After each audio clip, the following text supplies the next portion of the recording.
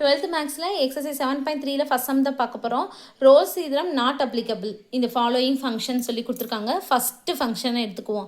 F of X modulus of 1/x. இப்போ இது வந்து என்னென்னா -1 to 1 -1 0 1 சரிங்களா. இது மூணுமே வந்து கண்டினியூஸாக இருக்கணும். இப்போ இங்கே பார்த்தீங்கன்னா -1 இருக்குது 1 இருக்குது, ஆனால் 0 வந்து இல்லை பாருங்கள். 1/0 இன்ஃபினிட்டி.